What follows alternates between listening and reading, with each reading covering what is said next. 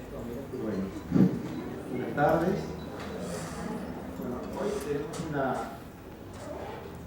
conferencia, charla, exposición que nosotros la llamamos popular, porque en principio no debería ser, aunque probablemente a veces se introducen términos técnicos, una charla para especialistas, sino que está dirigida a todo público, forma parte de un ciclo que este año lo hemos enfocado tratando de que los expositores sean jóvenes, como Carlos. Relativamente. No, para nosotros son jóvenes, porque es de esa manera que nos pueden mostrar toda su fuerza, todo su entusiasmo por lo que hacen. Cuando uno es más viejito, nos queda parte del entusiasmo y la fuerza casi nada. Entonces, solemos hablar, los más viejitos, de cosas pasadas.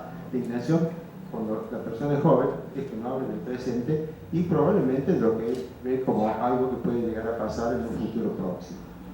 Es una perspectiva hacia el futuro, desde su posición. El tema de hoy se llama el lado oscuro de la diversidad biológica. Es muy probable que seamos iluminados sobre este tema, por más que nos quiera mostrar un lado oscuro. Y hay un pequeño resumen que probablemente ustedes lo han leído, donde describe parte de lo que nos va a contar. Y cuando yo le pedí un pequeño currículum para poder hacer la presentación, mandó 8 hojas. Y está claro que de todo esto no voy a decir absolutamente nada. Sí, algo voy a decir, porque es una persona que ha completado su formación académica maravillosamente bien. No hace falta que diga más, porque está inclusive con responsabilidades de dirigido a discípulos, y creo que lo estás haciendo bien, Carlos, ¿no? No sé. Algunos resultados salen y se publican, o sea, tiene coautoría con un montón de gente, de muchísimos trabajos. Es realmente un especialista en la temática. Como yo no lo era, y me aparecían palabras como la micorriza, digo, eso me suena como hongo, porque entonces fui al diccionario a buscar el significado de la palabra, y el diccionario dice unión íntima de la raíz de una planta con las hifas o hifas de determinado hongo. Ay, me sonó, porque yo no sabía lo que era una hifa o una hifa. Y de nuevo el diccionario dice que hifa es cada uno de los filamentos que constituyen el aparato vegetativo de los hongos. Entonces, esto suena muy técnico, y seguramente, aunque tiene trabajos en lo que habla de por ejemplo, los hongos del pino, cuando uno va a la sierra o lo encuentra, esperemos que la charla sea tan linda como apunta, y los dejo con él, no hablo más. Muchas gracias. No, perfecto.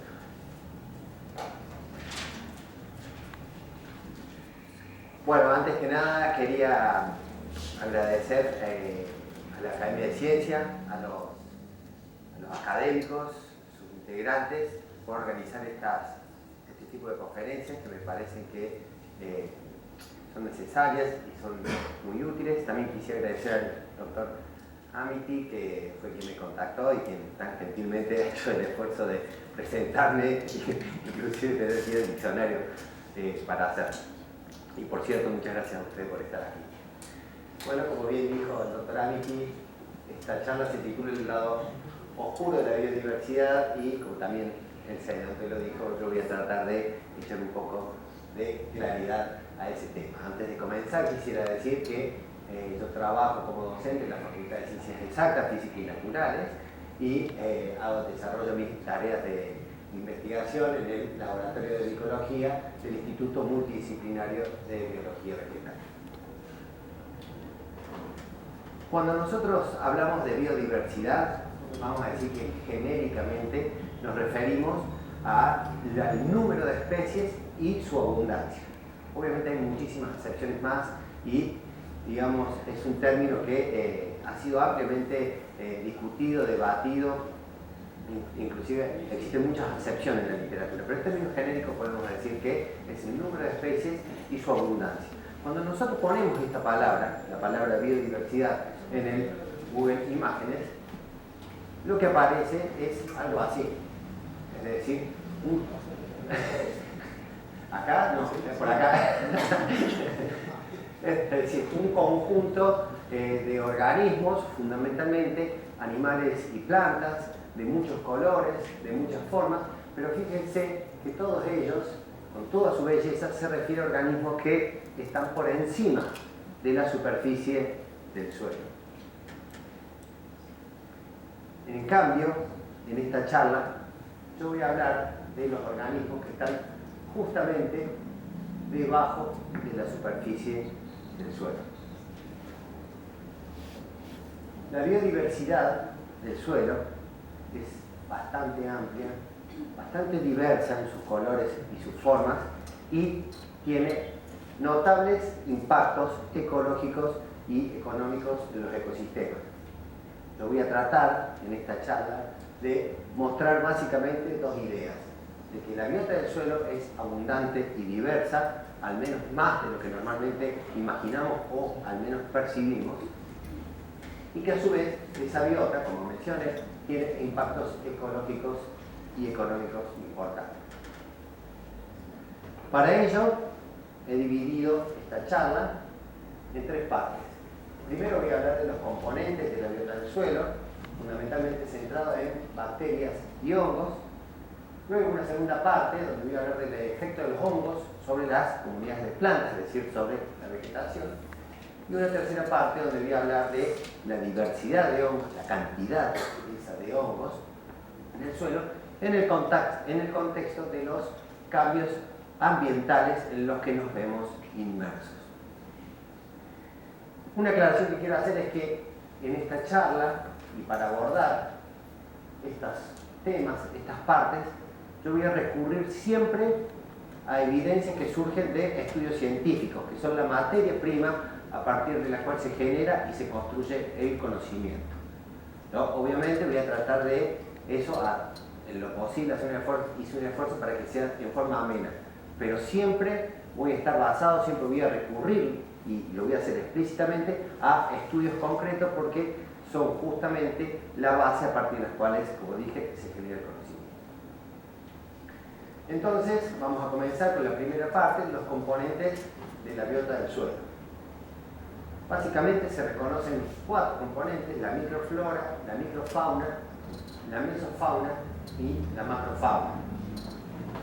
La microflora está compuesta fundamentalmente por bacterias y hongos, y en general posee un tamaño menor a 20 micras. Cuando yo digo 20 micras, posiblemente algunos no se hagan una idea precisa acerca de lo que me refiero. Para que se den una idea, una micra es 1 milímetro dividido 1000 veces. Así que esto nos puede dar una idea del pequeño tamaño que tienen estos organismos. La microfauna se refiere a organismos protozoarios y nemátodos que tienen menos, o sea, tienen más de 20 micras, pero menos de 1/10 de milímetro. Es decir, son muy pequeñitos, casi invisibles a la simple vista. La mesofauna está comprendida por organismos que van de 1/10 de milímetro, 0,1, a 2 milímetros. Son los que conocemos como microartrópodos, y uno de sus componentes más importantes son los conocidos como colémpodos. Y la macrofauna, y acá sí, seguramente la mayoría estamos familiarizados con estas imágenes, corresponde a organismos que tienen un tamaño mayor a 2 milímetros, son visibles a simple vista, bueno, con gafas. Nos referimos a lombrices, bichitos bolitas y larvas de insectos.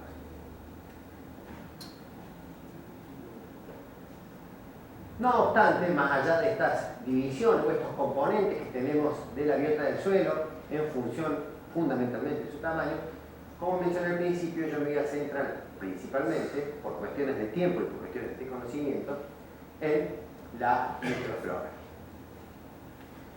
En relación a la microflora voy a comenzar con las bacterias. Seguramente todos han escuchado hablar de bacterias, son organismos muy pequeños que están distribuidos por todo el planeta y en todos los ecosistemas del planeta, es decir, ecosistemas urbanos, naturales, de cualquier tipo. Es decir, acá arriba debe estar lleno de bacterias, en el piso ni hablar, seguramente en mis manos están llenas de bacterias por más que Para que se den una idea del tamaño de las bacterias, supongamos un puñado de arena. De esa arena, ese puñado de arena, vamos a tomar lo que llamamos un grano de arena. ¿Sí? Ese grano de arena tiene aproximadamente 1 milímetro, un poco menos. ¿Sí? Vamos ahora a centrarnos en una parte de ese grano de arena. Aquí lo tenemos, agrandado. Este es el tamaño de una bacteria en función de esa porción de grano de arena. Acá, para que tengan otra referencia, este es el tamaño de un glóbulo rojo y este es el tamaño de un pelo cortado transversalmente. Es decir, fíjense, las bacterias evidentemente son extremadamente pequeñas. Tan pequeñas que en 1 gramo de suelo hay aproximadamente, o puede llegar a haber 1000 millones de bacterias o 10.000 especies de las mismas. Por ahí que salió un poco chiquito, pero estaba hablando de chiquito, pero sí, 1000 millones de bacterias y 10.000 especies. Es decir, yo acá tengo un gramo de suelo, fíjense, en esta bolsita de tierra puede llegar a haber 1000 millones de bacterias y 10.000 especies de bacterias. Increíble. De este modo, podemos tener una idea del reservorio de biodiversidad que pueden constituir los niños cuando juegan con barro, inclusive cuando lo comen.